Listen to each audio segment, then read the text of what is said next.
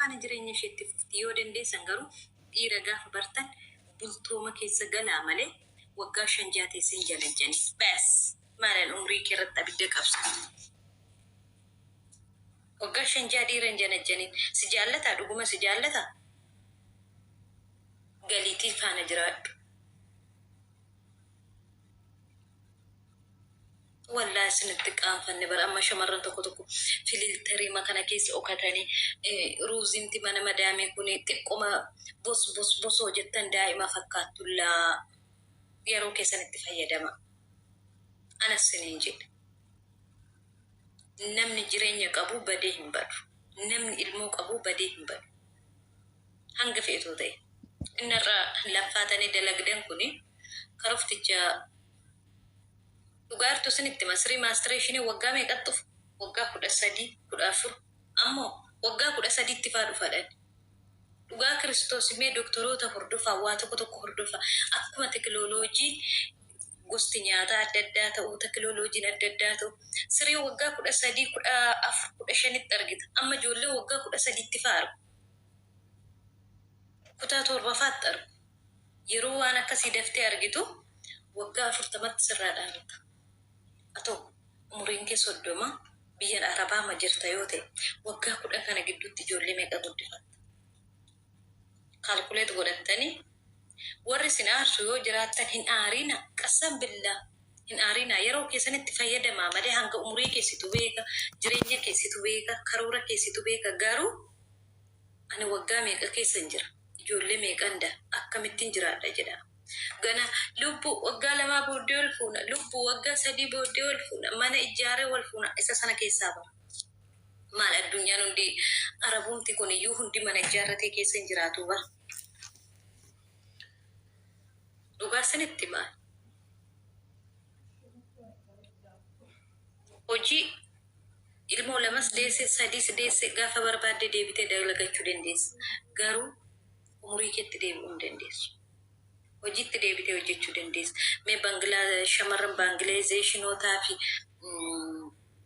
Hindoota mana Arabaa dalagan ilaalame hayyoolii dubartoota gurguddoo dalaga. Akka shamarran Itoophiyaa kana shamarran sossookkee miti. Ijoolleen isaanii hojjettoota ta'aniiran barataniiranitu dalaga addanaati.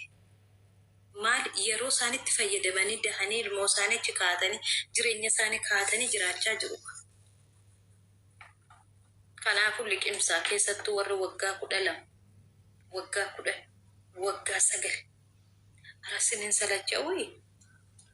salacha'u ani manuma kana yoo ta'u gadi ba'ee qilleensa fudheen deebi'u ta'e na salacha.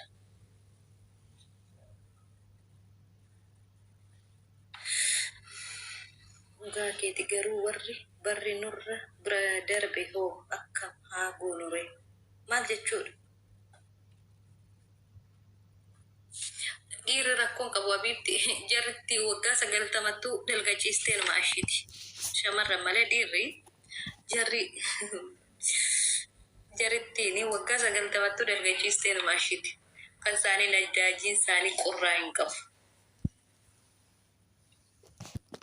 Dhuguma bar jarri waggaa 40 gahanii 35 gahanii 60 gahanii lubbuu manaa jiraatan malee isaan hin maashu. Dhuguma bar isaan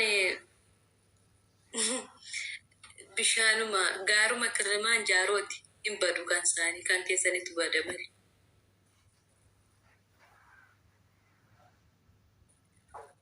Kan dubartii dhaabbata lakki ayyiseen dhaabbata miti. Dhuguma bar dubartii waggaa 40 geenyaan massalaama.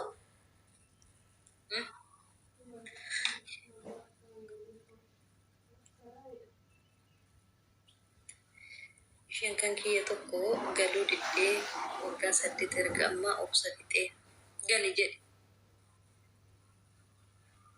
Sengitan gali jedhi haa galtu gali jedhi gaafa galtummoo akka deessu godhe. Haatonni biyya galtanii immoo torbee lamatti asii as namatti deebitan inshaalla jinneen sin duubaa deebi'u malee waggaa 5 biyya namaa hojjettee warra heerumtanii torbee lamatti asii as deebitan immoo inshaalla siniitiin nama barbaree iji keessanitti naqu dhibe. Waggaa 6 hojjettee biyyatti galte jireenya fooyyeffadhattee as deebiti siin fooyyee ilmoo tokko da'ii lafa kaawwadhu gootu. Dhiiraa basbeezaa baasuu biiftu haasaan kee bareedaadha wallaahi natti tole. Ayyaa amma kan kee jaartii biyya galuu didee kan kee miti singitanii waggaa 8 amma obsattee galuu diddee jedha. Dayyoo sitti lakkoofsa seenaa maaliif dhiirri waggaa 8 dubartii biyya ala kaa'ee taa'ee eegaa jettee yaadda ammati dhuga. Miskiina yoo ta'e numa dheega maal godhu? Numa dheega miskiinni tokko. Ajaa'iba kun. Waggaa 8 booda nama rakkisaadha beektaa waan akkasii.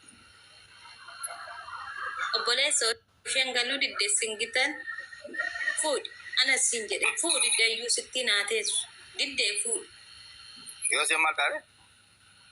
Yoo isheen galuu didde kadhate waggaa 8 teesse 9ffaa isheen didde fuudhuu. Ijoolleen durbaa keenyas badii qabu beektaa. Jalqaba mucaa lama lafa keettee deemtee latteen hojjettu sadan tokko lafa keedduu bayi. Yeroo biyya ormaatii dadhabdee maal jettee galtu ni jajjabaatanii harka si qabuu jalqabanii. Utuun fuudhin manaa biyyaa ba'uun utuun fuudhin biyyaa ba'uun badii guddaa. Fuudhin manaa biyyaa ba'uun utuun fuudhin biyyaa ba'uun badii guddaa. Fuudhin manaa biyyaa ba'uun utuun fuudhin biyyaa ba'uun badii guddaa. Fuudhin manaa biyyaa ba'uun utuun fuudhin biyyaa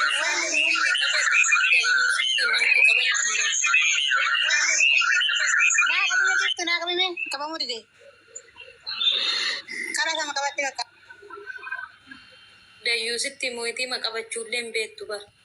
Otoo jaarsana nama hattuu ta'e nambar waan irra jirtu bara. Mootii mallee qabachuun beektu. Seeni akkam nagaa hin cimaa bari. Laata namaa natu giifti kadhadhaadhaa is.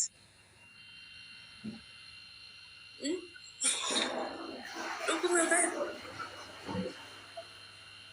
Beeksisa namni tokko dhugaan ni jaallata warri tokko immoo dhugaan jaallatanii.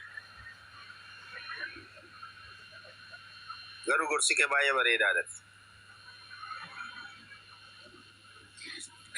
Ani waa biraan jenne deessanis biiftuuf mucaan guddistanii dhiistanis garuu shamarra waggaa 30 ol dabartan warra keessaniif mana kiraa kaffalaa wayin irraa ba'a mana kireeffadhaa arga heeruma jibbitan bahaa jararraa murii keessan guutus hin qallabu. Ko haatiif abbaan ko ati waggaa 90 teessee fi beektee gadi baate malee irraati ko baysiin jedhani ba wayin mana kiraa kaffalaa fi wayin irraa baha.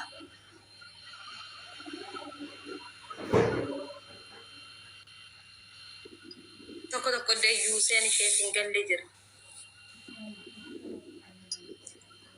Urjii balaa maaltu bu'e irraati bahaa jarri gadi bahanii machuu didan malee as beezaa waan meeqa fixxanii torba yoo naattu. Gara adaadhaa gadi bahanii sini machuu sodaatanii tataa'aa jiru.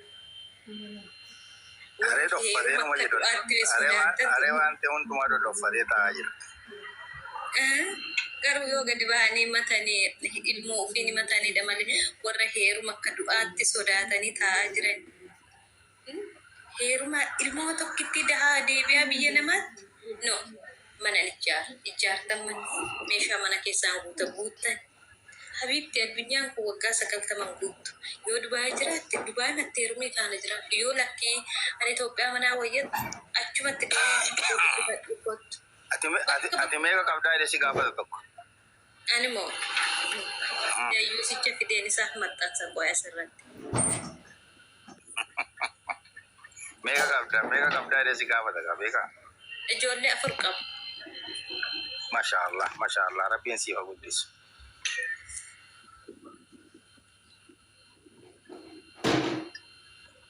Daftee heerumte. kanan jedhu Dafteero.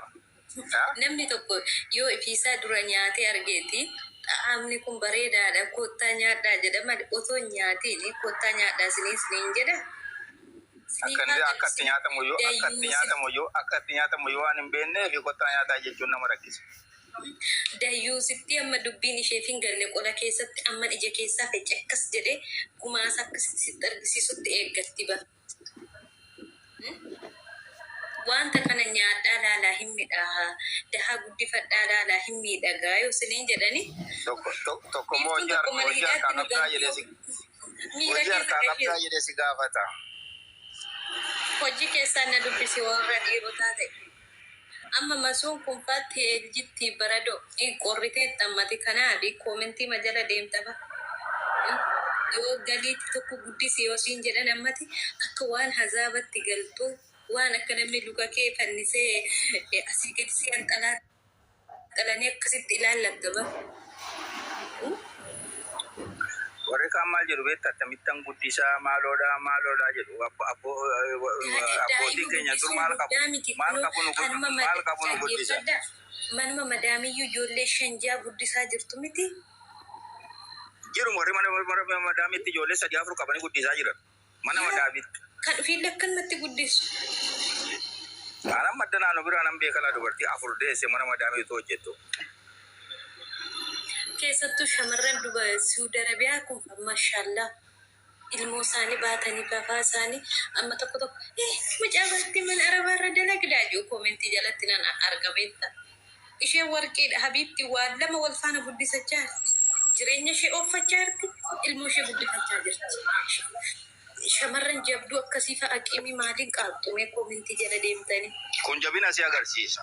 Wallahi laaxee sin ganama ciisaati ka'aa yoo jedhan madaamiin ganama ka'aati ganama dafii ka'iitii waa sirreessoo jedhan sireerraan kaatee sa'aatii tokko ija sukkummatti achirraa gadi buuti shinti beetii keessa seenti sa'aatii tokko ilkaan argatti as ilaalti mataa kana keessa goote akka soofxita ammallee dhaabatte shimmoo asii saalaatti dhufte mudhii qabatte dhaabatti saala nyaata bulan kana guuranii xaawulaa rarraqanii golti otoo rumrumtuu Taula sana kaastee mana tartiibessitee fitti.